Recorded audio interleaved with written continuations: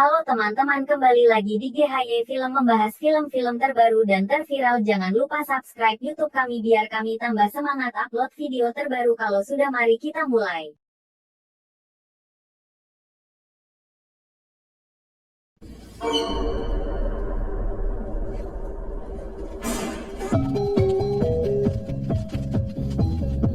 Diawali dengan adegan flashback tahun 1955. Kala itu, Budiman Sailendra masih aktif bekerja sebagai seorang wartawan media massa ternama di Indonesia. Tak ada angin, tak ada hujan, Budiman dijemput paksa oleh pihak kepolisian, dibawa ke suatu tempat di Antah Berantah. Dalam benak penuh tanya, akan dibawa kemana? Budiman memperhatikan sosok pria yang duduk di samping kemudi terus memandangi dirinya. Setelah menempuh perjalanan cukup jauh, mereka sampai di Lembang, Jawa Barat pada tanggal 17 April 1955. Begitu turun dari mobil, Budiman disambut oleh teman lama yang merupakan seorang komandan polisi, Mayor Heru Kusuma. Raut wajah sang komandan tampak serius pagi itu.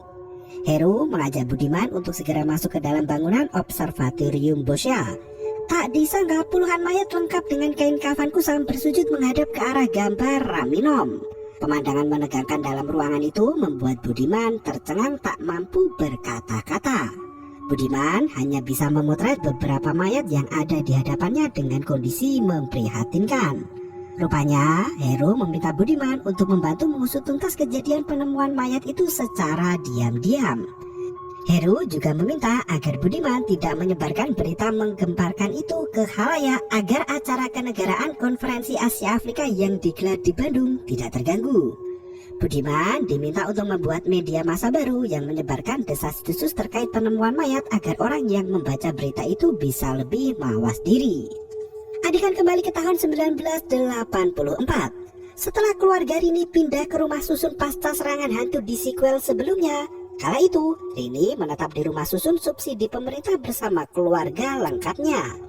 Selain merawat ayah dan adik-adik, Rini bekerja sebagai buruh pabrik di Jakarta. Pada tanggal 15 April 1984, Rini mendapat tawaran dari atasannya, Hayati Darsono, untuk melanjutkan kuliah agar bisa naik jabatan di perusahaan. Meski Rini bersikeras untuk menolak tawaran beasiswa kuliah itu, namun Bu Hayati tetap memaksa. Hayati menegaskan jika tawaran beasiswa gratis itu adalah hal yang langka yang tidak patut untuk disia-siakan begitu saja. Rini melangkah pergi dengan hati yang bimbang, akankah memilih tinggal atau pergi mengenyam pendidikan. Di sisi lain, Rini Suwono enggan meninggalkan keluarga yang ditinggal mati Ibu Mawarni Suwono. Namun tawaran emas untuk memperbaiki ekonomi keluarga adalah solusi yang bisa dilakukan saat itu. Sembari menunggu angkutan umum untuk kembali ke rusun, orang-orang dikejutkan dengan tragedi berdarah penembakan misterius atau Petrus. Santer di koran ataupun media massa, Petrus menyasar orang bertato yang dianggap sebagai kriminal dan beban negara. Sesampainya di rusun, bangunan itu tampak menyendiri, tak ada bangunan lain di sekitarnya. Seolahnya bangunan itu berdiri di lahan kosong pinggiran kota jauh dari hiruk-pikuk kesibukan manusia. Seperti biasa, Rini Suwono berdesakan dengan penghuni rusun lainnya, naik ke lift menuju ke lantai nomor 8, tempatnya tinggal. Ketersediaan lift yang terbatas dengan kapasitas melebihi ambang batas membuat lift itu mudah rusak dan sering mengalami gangguan.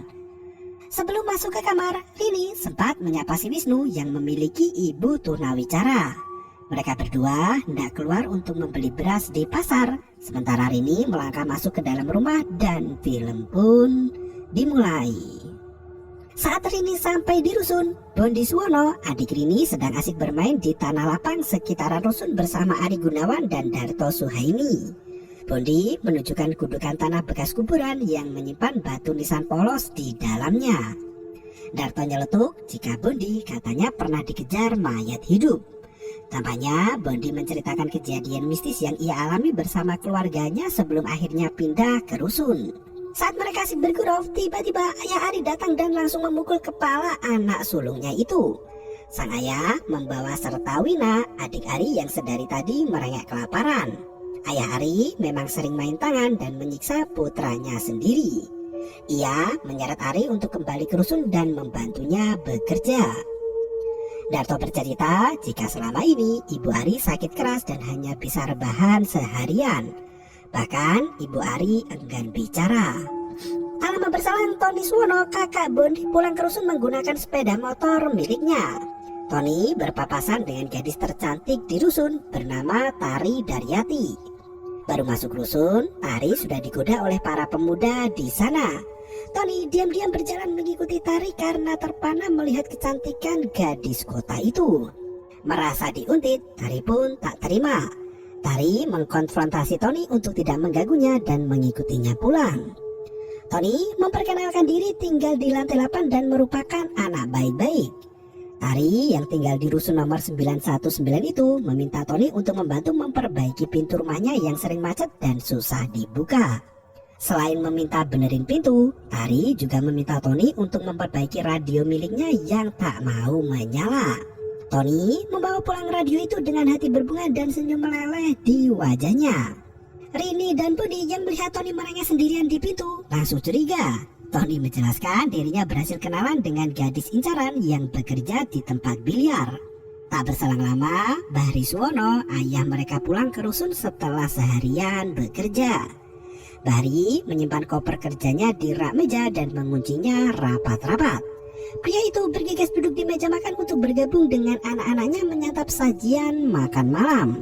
Dalam kesempatan itu, Rini mengungkapkan dirinya akan mengambil tawaran beasiswa kuliah dan pergi keluar kota. Rini mengajak serta ayah dan adik-adiknya untuk ikut pindah ke kota dekat kampusnya esok hari. Tony memperingatkan jika besok akan ada hujan badai. Kemungkinan besar Jakarta Utara akan terendam banjir. Ayah Bahri menegaskan pada Rini agar pergi sendiri keluar kota, sementara ayah dan adik-adiknya akan tetap tinggal di rusun. Percakapan itu pun terhenti berganti menjadi suasana siaran televisi yang memperkirakan badai besar esok hari, Senin 16 April 1984. Setelah makan malam, Rini melanjutkan aktivitas membuang sampah di loker sampah. Anehnya, malam itu loker tak bisa dibuka. Terpaksa Rini turun ke lantai 7 untuk membuang limbah rumah tangga. Rini melewati lorong gelap di mana semua penghuni lantai 7 sibuk dengan kegiatan masing-masing. Setelah membuang sampah, Rini dikejutkan dengan penghuni lantai 7 yang keluar dari rumah mereka memandang ke arah Rini dengan tatapan tajam.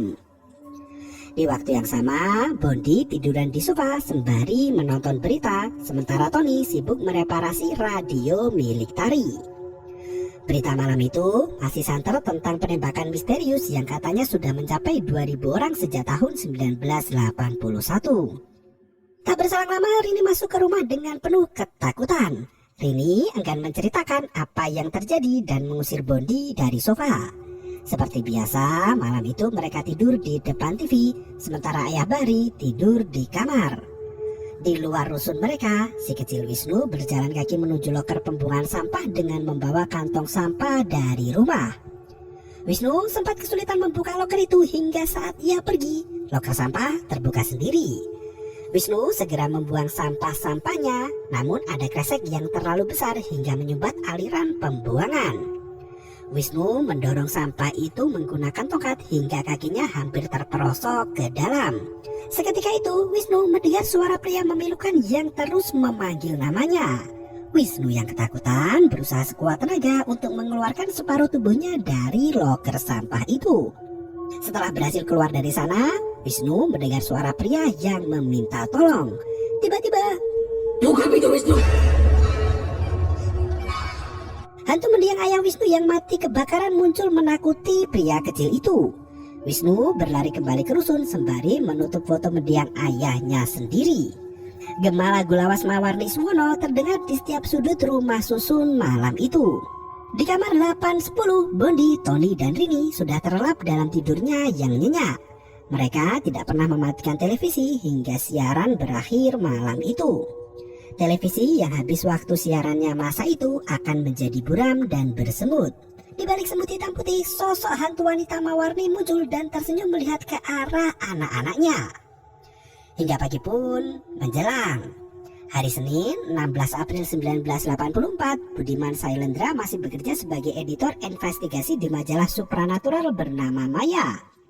Puluhan tahun kini berlalu, Sejak Budiman diminta untuk memecahkan kasus penemuan mayat 1955, Budiman masih mengumpulkan bukti untuk memerangi kejahatan supranatural itu. 30 tahun yang berlalu begitu cepat, meninggalkan kabar menyesakan di dada saat Mayor Heru Kusuma ditemukan mati bunuh diri.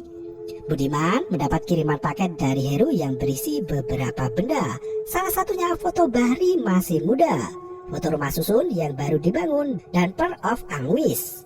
Tampaknya Mayor Heru hendak memberi clue terkait kejahatan supranatural yang berkaitan erat dengan penemuan mayat di tahun 1955. Dalam kotak wasiat itu, Budiman menemukan gambar simbol pagan dan sebuah benda keramat mirip lonceng bernama Pearl of Anguis. Saat melihat foto Bahri Suwono, Budiman teringat saat dirinya dijemput paksa ke Observatorium Bosca. Ternyata si Bahri adalah pria yang duduk di samping kemudi menatap tajam ke arahnya. Budiman menyadari ada bahaya di rumah susun itu dan bergegas ke sana. Di waktu yang sama, pagi-pagi si Rini sudah siap untuk pergi keluar kota menggapai impiannya studi S1. Hiruk-pikuk aktivitas penghuni rusun pagi itu tampak memadati area lift termasuk Tari yang baru saja pulang kerja. Tiba-tiba, seorang wanita dengan ceroboh membuka dompetnya dan gemerincing uang receh menyebar di sekitaran lift. Rusun yang dibangun seadanya itu sudah rusak sana-sini sampai lantainya bolong, hingga uang receh itu terperangkap di bawah lift.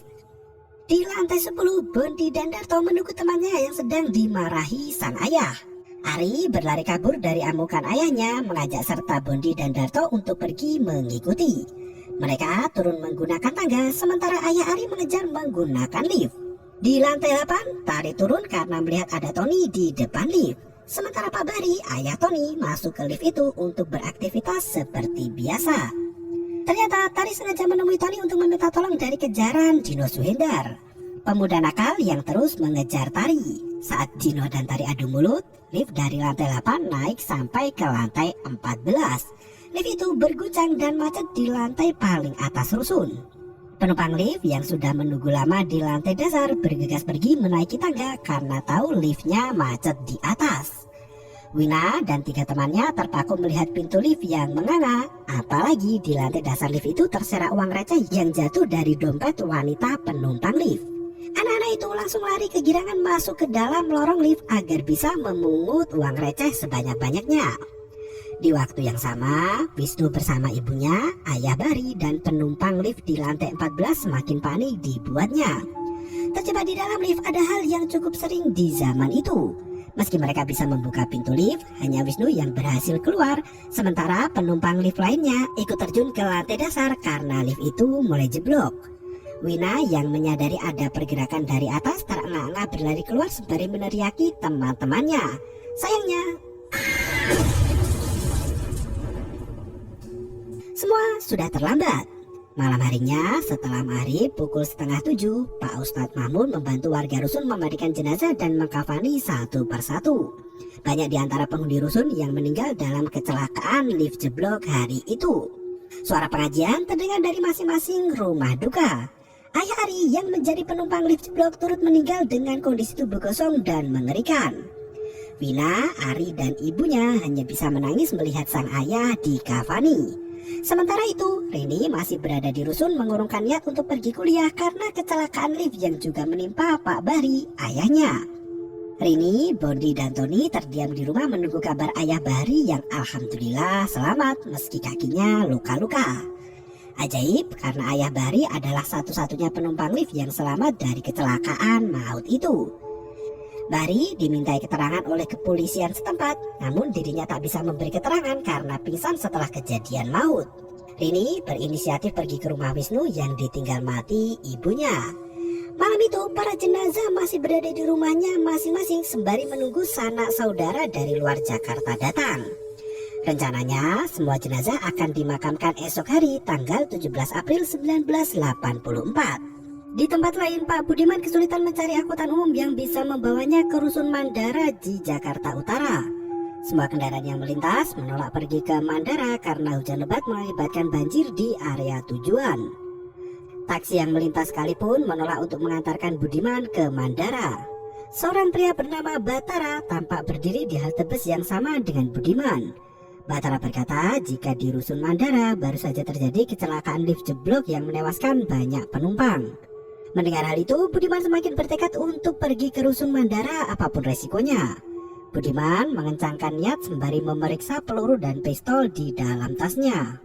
Di waktu yang sama, Pak Ustadz mengantar warga Rusun yang hendak mengungsi setelah mengikuti tahlilan. Hujan yang semakin deras membuat warga takut terjebak banjir selama berhari-hari di Rusun. Mereka memilih pergi mengungsi di rumah saudara yang berada di area bebas banjir. Sedangkan Ustadz Mahmud memilih untuk tetap tinggal di Rusun, menjaga rumah duka di Rusun yang sepi malam itu. Pemberitahuan badai besar membuat sebagian besar penghuni rumah susun mengungsi, menyisakan Rini sekeluarga dan beberapa orang lainnya yang bertahan termasuk Tari. Malam itu, setelah memperbaiki radio, Tony pergi ke rumah Tari memberikan hasil reparasinya. Tari kembali duduk sembari mendengarkan radio yang sudah diperbaiki Tony. Kejadian aneh menyelimuti saat radio itu membuka sesi telepon interaktif. Seorang penelpon mengaku bernama Tari berkata jika dirinya sedang berada di alam kubur dan disiksa. Tari sangat ketakutan mendengar suara teriakan dan rintihan dari penelpon misterius itu. Hingga tiba-tiba Tari berlari keluar dari rumahnya yang untungnya si Tony masih berada di depan pintu. Tari meminta Tony untuk membuang radio itu jauh dari hadapannya. Tony yang kebingungan langsung membawa radio itu ke loker sampah dan membuangnya. Rini yang masih di rumah Wisnu membantu merapikan rumah karena Wisnu sudah tak punya ayah sedangkan ibunya baru saja meninggal. Jasad ibu Wisnu sudah dikafani dan diistirahatkan di dalam rumah. Wisnu sempat menceritakan kejadian masa lalu saat rumahnya kebakaran dan menewaskan sang ayah. Wisnu menunjukkan sebuah buku yang disimpan di dalam koper. Rini menceritakan adiknya Ian yang hilang di bawah makhluk halus. Di rumah Ari, Bondi dan Darto melawat ke sana. Wina dan ibunya hanya duduk menepi melihat jasad ayahnya kaku tak bernyawa di depan mata. Bondi membawakan makanan menggunakan rantang agar teman-temannya tak kelaparan malam itu. Saat mereka asik makan, tiba-tiba listrik dalam rusun mati total. Terdengar suara rintihan wanita yang berkata bersiaplah sujud pada dia yang akan lahir. Ari mengira itu adalah suara ibunya. Wina menuturkan jika suara itu berasal dari arah pintu. Dengan sebatang korek api, Ari memeriksa keluar namun tak menemukan ada siapapun di sana. Rini dan Wisnu masih sibuk mencari lilin di dalam rumah. Karena Wisnu tak punya lilin, Rini mengambil lampu semprong di dalam rumahnya. Ayah Bahri tampak sudah tidur pulas di dalam kamar. Rini segera menyalakan lampu semprong dan diam-diam mengambil koper kerja ayahnya di dalam rak meja. Ayah Bahri sempat terbangun dan menggagalkan Rini membawa koper ayahnya. Rini bergegas kembali ke rumah Wisnu sementara Tony berpapasan dengan Pak Ustadz di tangga rusun. Ustadz Mahmud meminta Tony untuk menemani patroli. Karena banyak warga yang mengungsi, Pak Ustadz merasa kasihan pada jenazah yang ditinggalkan sendirian di dalam rumah. Pak Ustadz memeriksa setiap rumah duka yang tak memiliki keluarga. Seperti rusun di nomor 406, suami istri tanpa anak meninggal bersamaan di kecelakaan lift hingga mayat mereka tak ada yang menjaga. Ustadz Mahmud meminta Tony untuk menutup jendela rusun itu yang masih terbuka lebar di malam badai. Tony terpaksa berjalan melewati para mayat dan segera menutup jendela. Pak Ustadz malah sembunyi di luar rusun seolah takut juga masuk ke dalam. Setelah memeriksa beberapa rusun, Pak Ustadz memaksa Tony untuk memeriksa rumah nomor 1303 milik pasangan kakek nenek di lantai 13. Ia memberikan korek api pada Tony, sementara Ustadz Mahmud akan memeriksa korban anak-anak temannya Wina di lantai dasar. Di waktu itu, Bondi, Darto, dan Ari keluar dari rumah untuk memeriksa kondisi rusun yang mati listrik. Ternyata di lantai bawah sudah banjir di mana air mengenang mengantarkan arus listrik. Mereka naik ke lantai 2 untuk mencari warga lain yang bertahan di rusun. Sesampainya di rumah Pak RT nomor 207, Bondi menyerah masuk bersama dua temannya itu. Karena tak ada orang dan pintu tidak dikunci, Bondi menjebol pintu kamar Pak RT dan menemukan berkas kartu keluarga dari semua penghuni rusun. Di dinding rumah itu tampak foto rusun yang memiliki 14 lantai. Mereka menyadari jika di lantai 13 memiliki atap yang menjulang tinggi, seolah ada loteng satu lantai lagi di lantai 14. Di dinding seberangnya, Ari menemukan foto lama tanah kuburan yang dijadikan rusun. Foto itu tertulis tanggal 14 April 1955, di mana tanah masih lapang berjejer pemakaman kuno di bawah pohon. Setiap 29 tahun sekali, tanah itu difoto menjadi saksi bisu jika tanah kuburan itu kini berubah menjadi rusun. Karena hari itu tanggal 16 April, Bondi mulai curiga akan ada kejadian kembar di tanggal 17 April nanti. Di tempat lain, Tony sampai di kamar 1303 untuk menutup jendela rumah mendiang kakek nenek yang meninggal tanpa sanak saudara. Karena angin sangat kencang, korek api Tony sempat mati beberapa kali. Setelah menutup jendela, Tony dikejutkan dengan mayat si nenek yang terkena tetesan air karena atapnya bocor. Tony menggeser mayat nenek itu hingga tiba-tiba Tony berlari gelap-gelapan keluar rumah hingga terjatuh dan bertemu dengan Dino. Sebelum Tony pergi, Dino meminta bantuan untuk mengambil garpu di rusun sebelah rumahnya. Dino sangat iseng mencongkel bata rusun sebelah yang sudah lama kosong untuk mencuri sesuatu di sana. Tony terpaksa menyelinap ke rusun sebelah melalui celah batu bata itu untuk mengambil garpunya Dino. Tony masuk ke unit sebelah dan menemukan foto album berisi rumah susun yang masih baru. Dalam album itu ada orang-orang yang ditemui Tony saat menemani ibunya menyanyi di pentas musik. Dibantu Dino, Tony kembali ke rumah sembari menunjukkan foto-foto di dalam album itu. Tari yang berada di rumahnya sendirian merasa diganggu oleh makhluk halus. Untungnya Ustadz Mahmud datang dan menasihati Tari untuk sholat. Tari pun mengikuti saran dari Ustadz Mahmud dan langsung wudhu untuk sholat. Saat Tari sedang sholat, tiba-tiba